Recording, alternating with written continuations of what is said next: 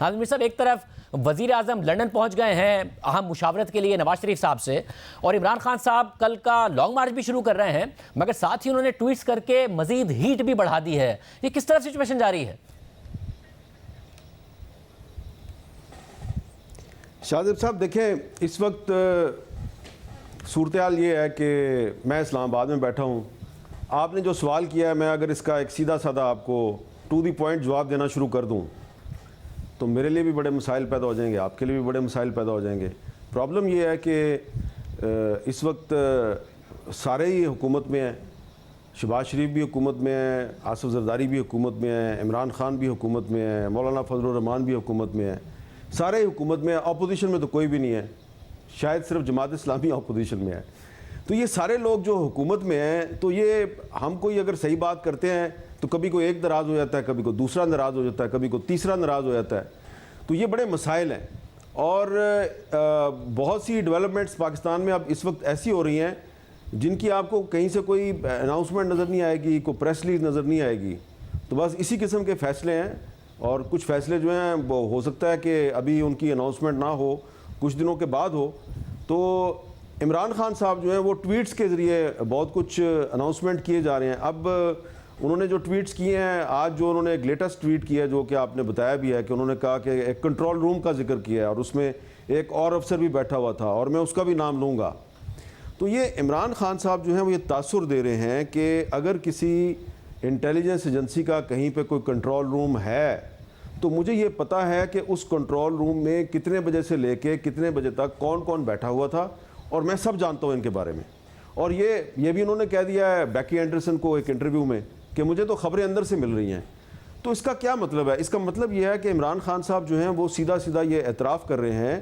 کہ خدا نخواستہ پاکستان کی جو انٹیلیجنس ایجنسیز ہیں ان کے اندر کچھ سرکش عناصر ہیں، کچھ روگ ایلیمنٹس ہیں جو کہ ان کے رابطے میں ہیں، اور وہ ان کے سہولت کار کا کردار ادا کر رہے ہیں۔ وہ ان کو خبریں دیتے ہیں، اور یہ ان خبروں کو کبھی ٹویٹس کی صورت میں پیش کر دیتے ہیں، کبھی ان خبروں کو اپنی تقریروں کی بنیاد بنا لیتے ہیں۔ تو یہ آپ خود ہی سوچیں کہ ہم کدھر جا رہے ہیں۔ یعنی کہ ایک ملک کا جو ایک سابق وزیر اعظم ہے وہ پوری دنیا کو یہ بتا رہا ہے کہ پاکستان کی جو انٹیلیجنس ایجنسیز ہیں ان کے اندر گڑبڑ ہے، اور میں اس گڑبڑ کا بینیفیشری ہوں، اور مجھے جو ہے وہ خبریں دے رہے ہیں۔ تو اب آپ خود ہی اندازہ لگا لیں کہ یہ بات جو ہے، کیا کوئی ذمہ دار آدمی جو ہے یا کچھ ذمہ دار لوگ اگر اکٹھے ہوں گے کسی اجلاس میں تو کیا وہ ان چیزوں کا نوٹس نہیں لیں گے؟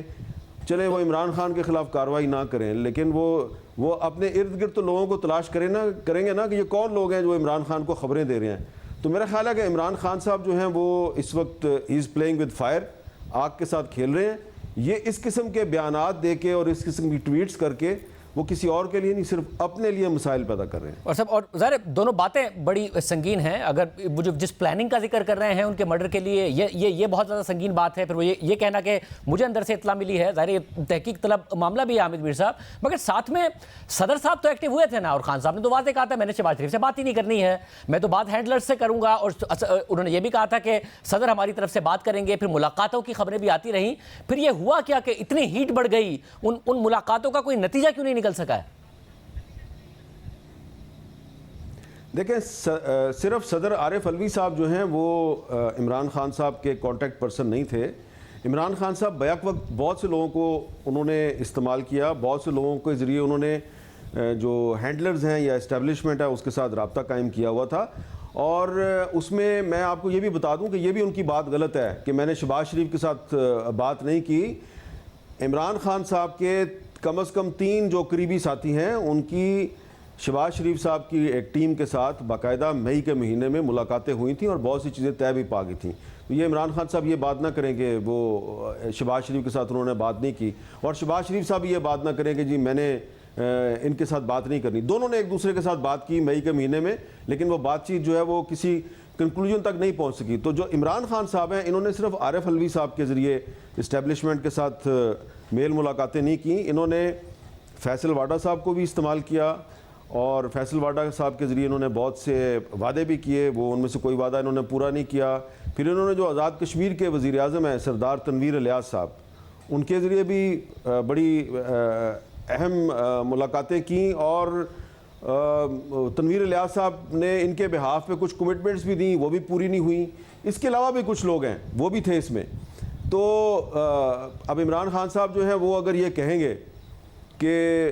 میں فلاں کا بھی نام لے دوں گا اور فلاں کا بھی نام لے دوں گا، تو اگر اس قسم کے سارے لوگ جو ہیں جو ان کے بہاف پہ اسٹیبلشمنٹ کے ساتھ بات چیت کر رہے تھے، اگر انہوں نے بولنا شروع کر دیا کہ ہمیں عمران خان صاحب نے یہ کہا تھا، ہمیں عمران خان صاحب نے یہ کہا تھا، فلاں کو جا کے یہ کہو، فلاں کو جا کے یہ، اگر انہوں نے بولنا شروع کر دیا تو پھر عمران خان صاحب کا اس وقت جو نیریٹو ہے وہ کدھر جائے گا؟ یعنی کہ ایک طرف تو آپ کہہ رہے ہیں کہ میں فلاں کو بھی بے نقاب کر دوں گا، فلاں کو بھی بے نقاب کر دوں گا، کبھی آپ کہتے ہیں ڈرٹی ہیری، کبھی آپ کوئی نام دیتے ہیں، کبھی آپ میر جعفر کہتے ہیں، اور دوسری طرف آپ ان کے ساتھ رابطوں کی بھی کوشش کرتے ہیں. تو میرا خیال ہے کہ یہ پالیسی جو ہے یہ مناسب نہیں ہے، اور عمران خان صاحب اگر الیکشن کی ڈیٹ کے لیے لانگ مارچ کریں تو یہ ایک جائز ان کا مطالبہ ہے. لیکن اگر ان کا مطمع نظر صرف یہ ہے کہ میری مرضی کا آرمی چیف لگاؤ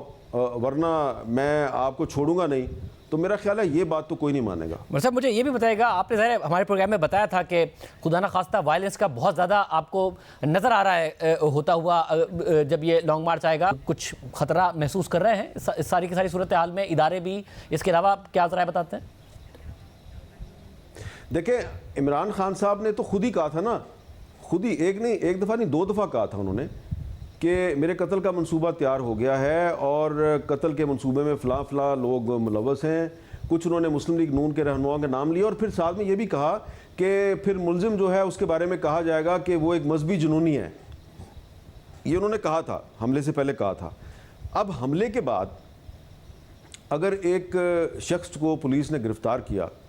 اور پھر اس کا جو سٹیٹمنٹ ہے وہ میڈیا کے ذریعے اس کو ساری دنیا تک پہنچا دیا، تو یہ تو عمران خان صاحب انڈیکیٹ ہو گئے. عمران خان صاحب جو ہیں وہ اس کو ماننے کے لیے اب تیار نہیں ہے. بھئی آپ نے خود ہی کہا تھا کہ ایسے ایسے ہوگا، تو اگر پولیس نے اس بندے کو گرفتار کر کے اور اس کا سٹیٹمنٹ جو ہے وہ میڈیا پرسنز کو یا ٹی وی چینلز کو فراہم کیا، تو وہ تو دراصل اگر وہ سٹیٹمنٹ سامنے آئی تو جو آپ کا موقف تھا وہ صحیح ثابت ہو رہا ہے. لیکن اب آپ کہہ رہے ہیں کہ نہیں یہ مذہبی جنونی اس میں ملوث نہیں، اس میں کوئی اور لوگ ملوث ہیں، اس میں وزیر اعظم صاحب ہیں، وزیر داخلہ صاحب ہیں، فوجی افسر صاحب ہیں. تو میرا خیال ہے کہ اس کی عمران خان صاحب جو ہیں، یہ میرے ذاتی رائے میں یہ ان کا رائٹ تھا کہ ان کی جو ایف آئی آر ہے جن کو وہ نامزد کرنا چاہتے تھے وہ درج ہونی چاہیے تھی. لیکن اگر درج نہیں ہو رہی تو اس کی ذمہ دار تو پنجاب حکومت ہے، اور وہ پنجاب حکومت کو کچھ نہیں کہہ رہے، چیف منسٹر کو کچھ نہیں کہہ رہے. ان کا سارا زور جو ہے وہ پنجاب پولیس کے خلاف ہے. تو کیا چیف منسٹر صاحب جو ہیں وہ پاکستان تحریک انصاف کی مرضی سے نہیں ہے وہاں پہ؟ تو اب اگر انہوں نے دوبارہ لانگ مارچ کا اعلان کر دیا ہے اور وہ دوبارہ اگر پنڈی آ رہے ہیں، اور اب اسلام آباد کی بات نہیں ہو رہی، اب راول پنڈی کی بات ہو رہی ہے، تو یہ سب کو سمجھ آنا چاہیے کہ اگر راول پنڈی کی بات ہو رہی ہے تو وہ راول پنڈی میں کون سی جگہ جو ہے وہ ان کا ٹارگٹ ہو سکتی ہے. تو اب انہوں نے ایک ڈائریکٹ کنفرنٹریشن کا آغاز کر دیا ہے. کچھ لوگوں کا خیال ہے کہ عمران خان صاحب اس ڈائریکٹ کنفرنٹریشن کے ذریعے چاہتے ہیں کہ ملک میں یہ جو ڈیموکریٹک سسٹم ہے جو پہلے ہی بہت کمزور ہے یہ ختم ہو جائے، اور نہ کھیلیں گے اور نہ کھیلنے دیں گے والی صورتحال پیدا ہو جائے اور سسٹم ختم ہو جائے تو وہ اس میں ایک سیاسی شہید بن کے ابھریں گے. لیکن میرا خیال ہے کہ اس میں سب کو بہت احتیاط سے کام لینا چاہیے، اور وہ وفاقی وزراء جو کہ پنجاب اور خیبر پختونخوا میں گورنر راج کی دھمکیاں دے رہے ہیں ان کو بھی احتیاط کا مظاہرہ کرنا چاہیے، اور کوئی ایسی حکمت عملی بنائیں کہ جس کے ذریعے جو ریاستی ادارے ہیں وہ